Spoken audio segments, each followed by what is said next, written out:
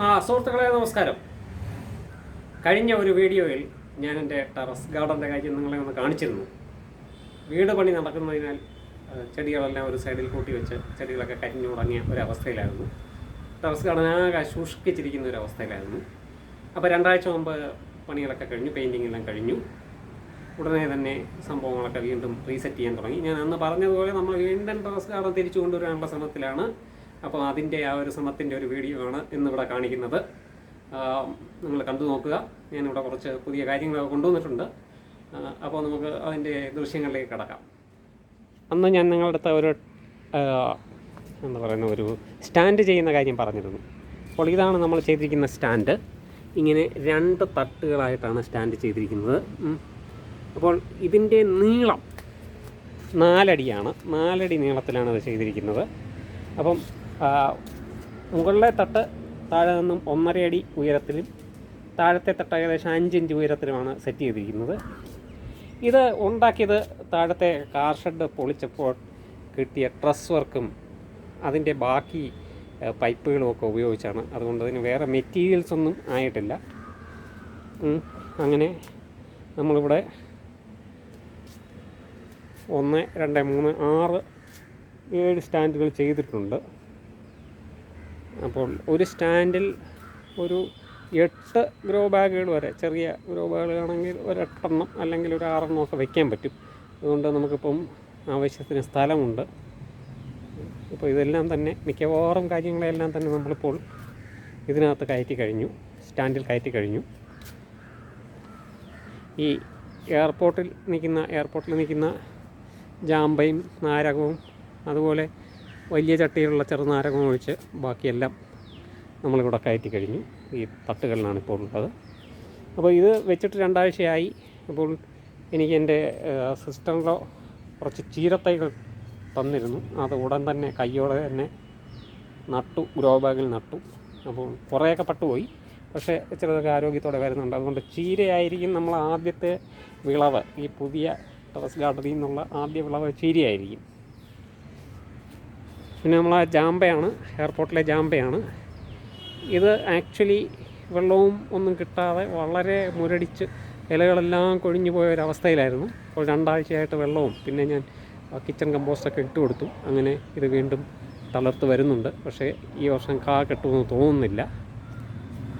നാരകത്തിൽ നിറച്ച പൂക്കളൊക്കെ വന്നിരുന്നു. അതും ഈ പണിയൊക്കെ കാരണം കൊഴിഞ്ഞു പോയി. പക്ഷേ അത് ആരോഗ്യമായി വീണ്ടും തിരിച്ചു വരുന്നുണ്ട്. പിന്നെ നിങ്ങൾ കണ്ടിട്ടില്ലാത്ത, കഴിഞ്ഞ വീഡിയോയിൽ കാണിക്കാത്തൊരു സംഭവമാണ്. ഇതൊരു മുന്തിരിച്ചെടിയാണ്. ഇത് താഴെ ഒരു ബാൽക്കണിയിലാണ് ഞാൻ വെച്ചിരുന്നത്. പണിയെല്ലാം കഴിഞ്ഞപ്പോൾ ബാൽക്കണിയിൽ ഇനി ചെടികളൊന്നും വേണ്ട എന്ന് കരുതി ഇതിനെയും കൂടെ മുകളിൽ എത്തിച്ചിരിക്കുകയാണ്. ഇതും ഒരു സെപ്പറേറ്റായിട്ടൊരു ചുടുകട്ടകളുടെ പുറത്താണ് വെച്ചിരിക്കുന്നത്.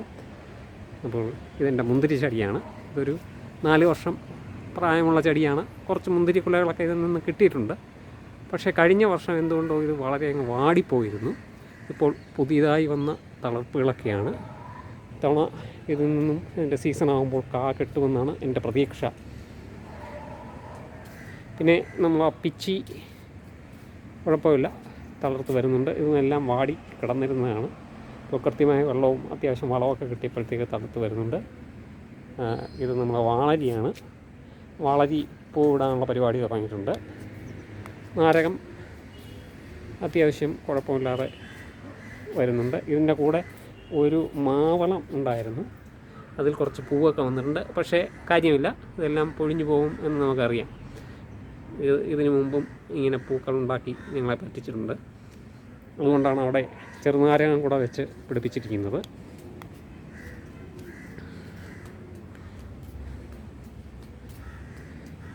ഇവിടെ ഞാനിങ്ങനെ ടെൻഷൻ അടിച്ചിരിക്കുന്ന ഒരു ചെടി ഇതാണ്. ഇത് നമ്മൾ നക്ഷത്രമുല്ലയായിരുന്നു. കംപ്ലീറ്റ് ഉണങ്ങിപ്പോയി.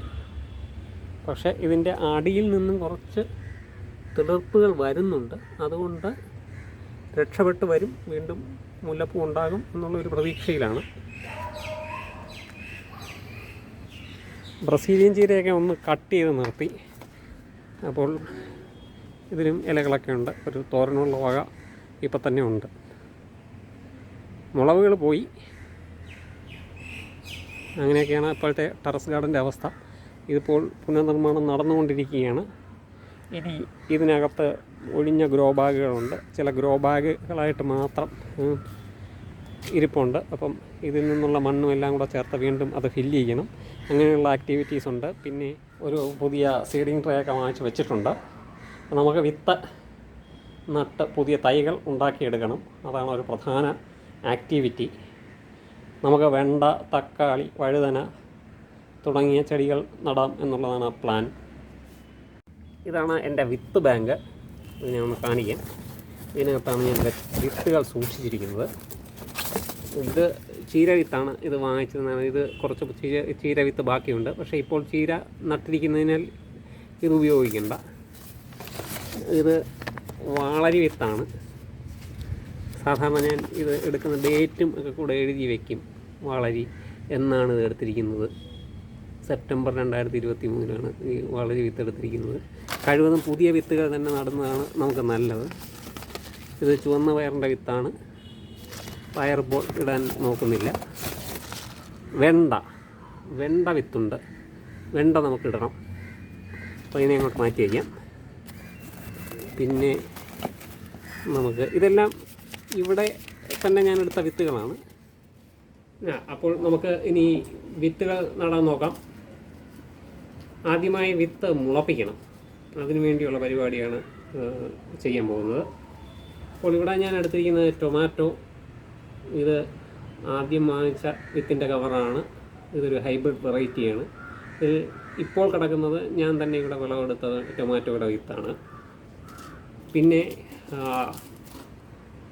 വയലറ്റ് മുളക്. ഇത് ഞാനിവിടെ തിരുവനന്തപുരത്ത് ആഗ്രോ ബസാർ എന്ന സ്ഥാപനത്തിൽ നിന്ന് വാങ്ങിച്ച വിത്തുകളാണ്. പിന്നെ ഉണ്ടമുളക്. ഇതും ആഗ്രോ ബസാറിൻ്റെ വിത്തുകളാണ്. ഇത് ബ്രിഞ്ചോൾ. ഇത് വഴുതന. ഇത് ഞാൻ ഓൺലൈനായിട്ട് ഫാം ഹൗസിൻ്റെ വിത്ത് വാങ്ങിച്ചതാണ്. പിന്നെ ഇത് വെണ്ട വിത്താണ്. ഞാൻ ഡേറ്റും ഒക്കെ ഇട്ട് വെച്ചിട്ടുണ്ട്. ഇത് ഇവിടെ തന്നെ ഉണ്ടായ വെണ്ടയുടെ വിത്തുകളാണ്. അപ്പം നമ്മൾ വിത്തുകളെല്ലാം കൂടെ ആദ്യം ഇന്ന് ചെയ്യാൻ പോകുന്ന ഈ ഒരു ചെറിയ കപ്പിനകത്തേക്ക് കുറച്ച് വിത്തുകളൊക്കെ ഇട്ട് വെള്ളം ഒഴിച്ച് വയ്ക്കാൻ പോവുക എന്നുള്ളതാണ്. നാളെ, അതായത് ഓവർനൈറ്റ് ഒന്ന് കുതിർത്തതിന് ശേഷം നാളെ നമ്മൾ സീഡിങ് ട്രേയിലേക്ക് വിത്തുകൾ നടും. അപ്പോൾ ഇതാ നോക്കൂ, കുറച്ചേറെ വിത്തുകൾ ഇതിനകത്ത് ഇട്ടിട്ടുണ്ട്. ഇനി ഇതിനകത്ത് കുറച്ച് വെള്ളം ഒഴിക്കണം. പക്ഷെ അതിന് മുമ്പ് ചെറിയൊരു പരിപാടിയുണ്ട്. ഇത് സ്യൂഡോമോണസാണ്. ഇതൊരു മിത്ര കുമിളാണ്. അപ്പം ഇതും കൂടെ ഒരു സ്വല്പം, ഒരു ശകലം വിത്തുകളുടെ കൂട്ടത്തിലിട്ട് വെള്ളം ഒഴിച്ചു കഴിഞ്ഞാൽ വേര് പിടിക്കാനും വിത്ത് കിളിക്കാനും ഒക്കെ കുറച്ച് എളുപ്പമായിരിക്കും. അതുകൊണ്ട് ഇതും കൂടെ സ്വല്പം ആഡ് ചെയ്യുന്നതാണ്. ഇതാണ് സ്യൂഡോമോണസ് പൗഡർ. വെളുത്ത പൊടിയാണ്. വളരെ കുറച്ച് ഇതിനകത്തേക്ക് നമ്മൾ ആഡ് ചെയ്യാൻ പോവുകയാണ്. ആഡ് ചെയ്ത് കഴിഞ്ഞു. ഇനി നമ്മൾ വെള്ളം ഒഴിച്ച് ഓവർനൈറ്റ് വയ്ക്കും. അതിനകത്ത് മുഴുവൻ ഇതിനെ കുതിർത്ത് വയ്ക്കും. നാളെ നമ്മൾ സീഡിങ് ട്രേയിലേക്ക് ഇതിനെ നടും. അതാണ് പ്ലാൻ. ഇന്നലെ നമ്മൾ ഓവർനൈറ്റ് കുതിർക്കാനിട്ട് വെച്ചിരുന്ന വിത്തുകളാണ്. ഇനി ഇതിനെയൊക്കെ നടണം. അപ്പോൾ ഞാൻ കുറച്ച് ചകിരിച്ചോറ് ഇതുപോലെ ബക്കറ്റിൽ വെച്ചിട്ടുണ്ടായിരുന്നു, വെള്ളമൊക്കെ ഒഴിച്ച്. ഇതാണ് നമ്മുടെ മീഡിയം. നമ്മുടെ സീഡിങ് ട്രേയിൽ ഫില്ല് ചെയ്യുന്ന മീഡിയം ഈ ചകിരിച്ചോറാണ്. അപ്പോൾ നമുക്ക് ആ ആക്ടിവിറ്റി തുടങ്ങാം. അപ്പോൾ നമുക്കിതിലെ വെള്ളമൊക്കെ ഒന്ന് ഒഴിച്ച് കളയാം. ആദ്യം ഇങ്ങനെ വെള്ളം ഊറ്റി കളയുമ്പോൾ വിത്തുകളെല്ലാം നല്ല വിത്തുകളുടെ അടിയിലുണ്ട്. അത് നമുക്കെടുക്കാം. വിത്തുകൾ അടിയിൽ കിടപ്പുണ്ട്. ഇനി ഇതിനെ നമുക്ക് ഒന്നൊരു ബ്ലോട്ടിംഗ് പേപ്പറിലോട്ട്, ടിഷ്യൂ പേപ്പറിലോട്ട് ഇടാം. ഈ ചെറിയൊരു അടപ്പിൽ ഞാൻ ഈ ടിഷ്യൂ പേപ്പറെല്ലാം സെറ്റ് ചെയ്ത് വെച്ചിരിക്കുകയാണ്. ഇങ്ങോട്ട് ഈ വിത്തുകൾ തട്ടി ഇടാൻ പോകുന്നു. വിത്തുകൾ ഇവിടെ വീണിട്ടുണ്ട്. ചകിരിച്ചോറാണ്. ചകിരിച്ചോറ് നമ്മൾ ഒരു ചട്ടിയിൽ എടുത്തിട്ടുണ്ട്. അപ്പോൾ നമ്മൾ ഇതിനകത്ത് കുറച്ച് കിച്ചൺ കമ്പോസ്റ്റ് കൂടെ ഇട്ട് ഇളക്കി ചേർക്കുകയാണ്. ഇതാണ് നമ്മൾ സീഡിങ് ട്രേയിൽ നിറയ്ക്കാൻ പോകുന്ന മിശ്രിതം.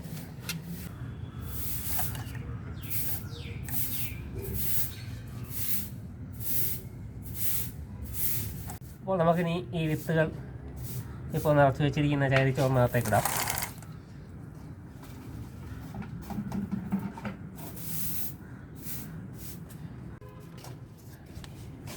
അപ്പോൾ നമ്മൾ വിത്തിട്ടിട്ട് അതിൻ്റെ മുകളിൽ കൂടെ കുറച്ച് ചകിരിച്ചോറ് കൂടെ ഇടും. സീഡിങ് ട്രേയിൽ വിത്തുകളൊക്കെ നിറച്ച് കഴിഞ്ഞു. ഇനി സ്വല്പം വെള്ളം ഒഴിച്ചു കൊടുക്കണം. ആ സ്യൂഡോമോണസ് ഇലക്കി വെള്ളം തന്നെയാണ് കുറേശ്ശെ ഒഴിക്കുന്നത്.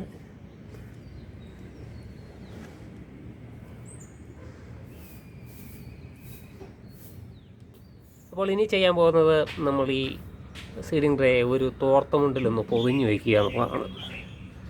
വിത്ത് മുളയ്ക്കാൻ ഏറ്റവും ആവശ്യമായുള്ള ഘടകങ്ങൾ ഈർപ്പവും കുറച്ച് ചൂടുമൊക്കെയാണ്. പിന്നെ ഡാർക്കായിരിക്കണം. അപ്പോൾ ഇങ്ങനെ ചെയ്യുന്നത് വഴി പെട്ടെന്ന് വിത്ത് മുളയ്ക്കാനുള്ള സാധ്യതയുണ്ട്. അപ്പോൾ ഇതിനെ ഇങ്ങനെ പൊതിഞ്ഞ് വെച്ചു. ഇനി ഇതിനെ ഇങ്ങനെ പതുക്കെ അങ്ങ് ടാങ്കിൻ്റെ അകത്തേക്ക് അങ്ങ് കയറ്റി വയ്ക്കും.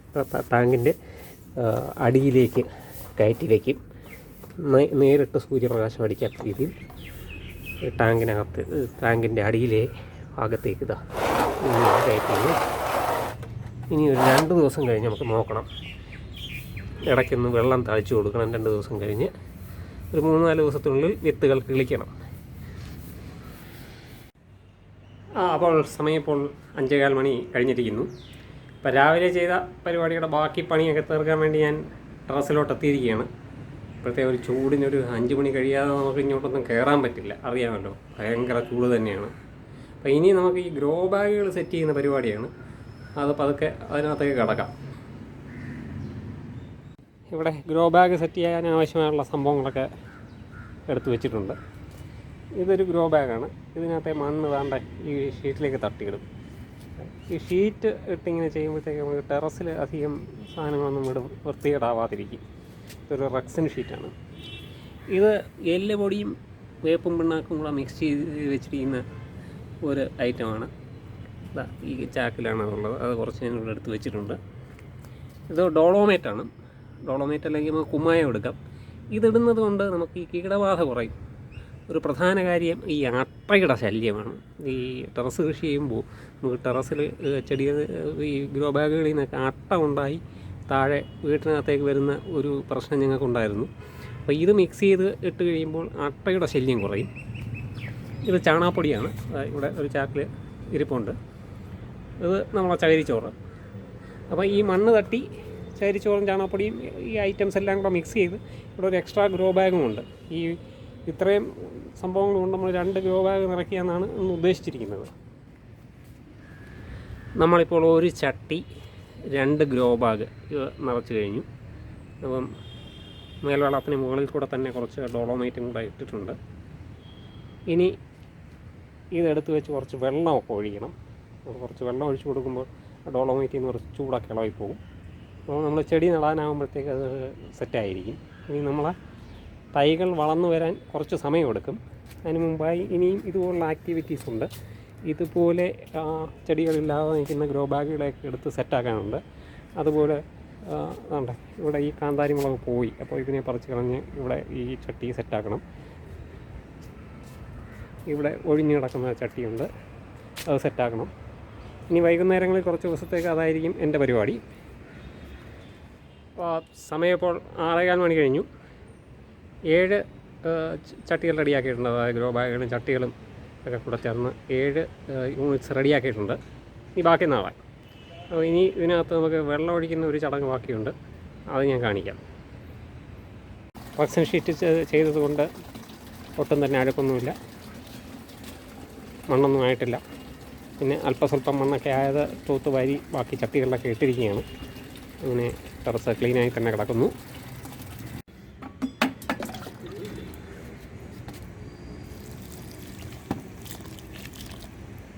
നന്നായിട്ട് നനച്ച് കൊടുക്കണം. ഒരു ശകലം ചൂടുണ്ടാവും ഡോളമൈറ്റിൻ്റെ. അതൊക്കെ ഒന്ന് മാറി റെഡിയാകാൻ വേണ്ടിയാണ്. മാത്രമല്ല ഇത് 5-6 ദിവസം ഇങ്ങനെ ഇരിക്കുകയും ചെയ്യും.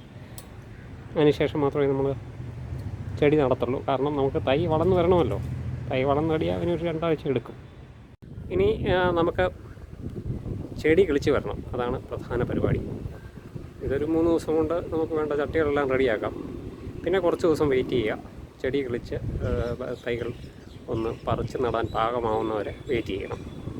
അപ്പോൾ അടുത്ത വീഡിയോയിൽ തൈ വളർന്നു വരുന്നതും അത് പറിച്ച് നടുന്നതും ഞാൻ കാണിക്കുന്നതായിരിക്കും. അപ്പോൾ സ്റ്റേ ട്യൂൺഡ്. അപ്പോൾ ടിൽ ദെൻ ഗുഡ് ബൈ.